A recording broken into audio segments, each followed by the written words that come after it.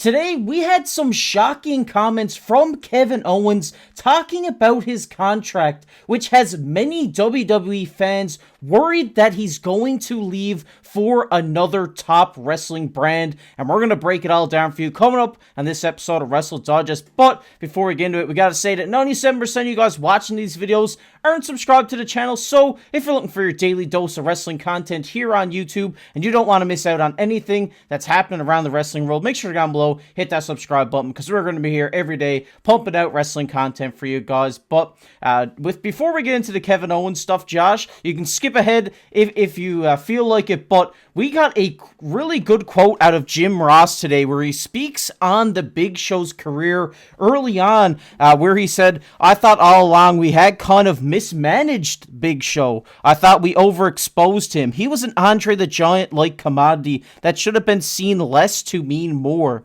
But we just went whole hog on that deal." Classic Jim Ross line there. He said, "I thought we overexposed the attraction. You didn't see Andre getting overexposed. That's how the Big Show should have been booked, but he wasn't." And obviously, Josh, I mean, the Big Show did go on to have a solid career within the WWE, now over at AEW, but I think, you know, I kind of have to agree and disagree a little bit with Jim Ross here, because I think, you know, Big Show did his thing during his whole time with the WWE, but I do agree that if he was maybe, you know, handled a little bit differently by Vince McMahon and by the content people at WWE, he could have really been a top-tier star in the WWE.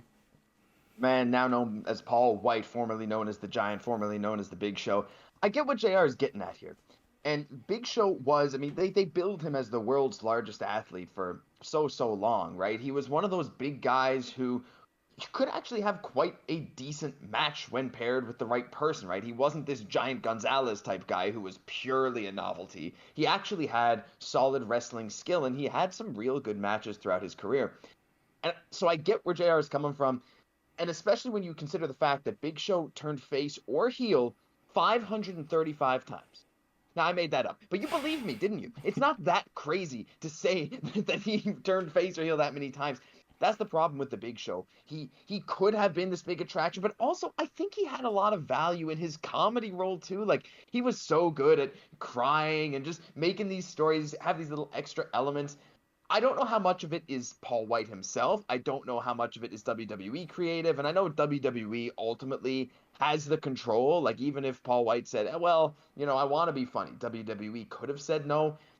This is a long, round way to say I think JR is right, but at the same time, I don't often look back at Big Show's career and think, oh my gosh, he could have been the megastar like Andre the Giant. I feel like maybe that's a little far, but hey, JR knows more than I do.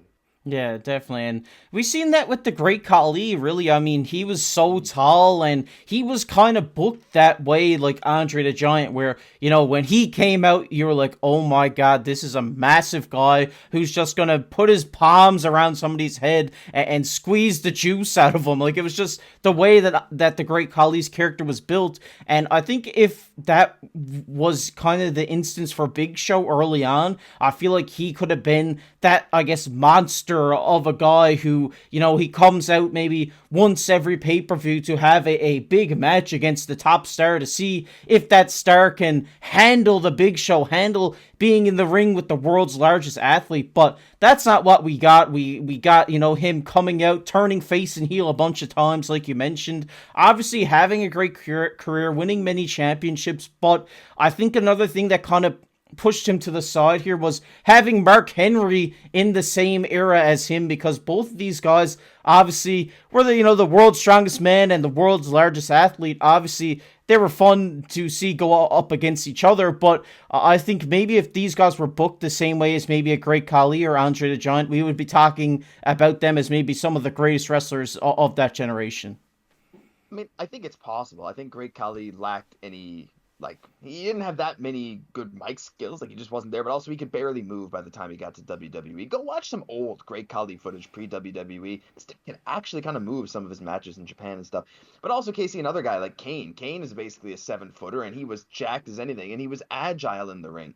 So that novelty of being that big guy maybe was gone a bit. But also, I did want to say, like, Paul White, you know, the Giant and WCW and stuff, like, his longevity for how much he did wrestle, I think overexposure, like JR maybe has a point, but just on a side note, the fact that he has had such a long career at his size doing what he's doing is an absolute like a complete outlier in the sport, in all sports. So I just wanted to give Big Show a bit of a shout out here, for saying maybe he wasn't booked the proper way, whatever. I just want to say, like, it was awesome watching him do what he did, even still today sometimes, doing what he did on TV. And hey, I think he ended up, I don't think he's going to look back at his career and think, hey, I think we could have made a lot more of that. Yeah, he definitely provided a lot of great moments for us growing up watching him within the WWE, and we're not saying that he's a bad wrestler, but if he was booked maybe a better way, could he be an even better wrestler? I think he could, but like I said, the Big Show is one of, the greats of that era, and you never know, if he was booked a different way, maybe we could be talking about him up there with the names of Hulk Hogan and stuff like this, but we want to hear your guys' thoughts on it down below in the comment section. Do you think the Big Show had a good run with the WWE, or do you think is Big Show better than Hulk Hogan? Yeah, is he better than Hulk Hogan? Does he knock him off the Mount Rushmore? Let us know. But we're gonna get into the second topic. The main reason you guys clicked on this video, and that is KO leaving WWE. And this is a big question mark because we've seen these quotes come out from Kevin Owens talking about how he only has 9 months left on his WWE contract.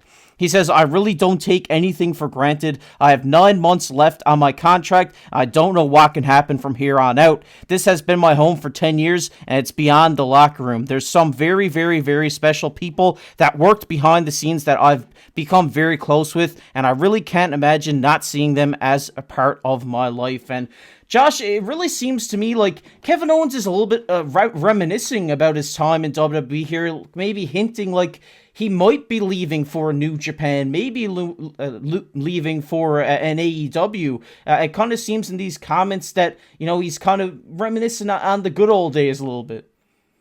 I mean, I think you can take this a few different ways, and I think that's what a lot of fans are saying, right? Like, you got some fans who are out there saying, oh, like, yep, no, I think he very well could be gone, but I personally think he's going to stay. I think these comments, I kind of take them more as, hey, like, I can't imagine leaving this place, but I can totally see the other way as well and how you're seeing it, KC. Like, but to say as well, like, I'm looking at it here, I have 9 months left, and I don't know what can happen from there. It sounds like he's not shutting out the possibility of going somewhere else. It's not like I'm not planning on going anywhere. But hey, how often have you actually heard that far out from a potential contract extension?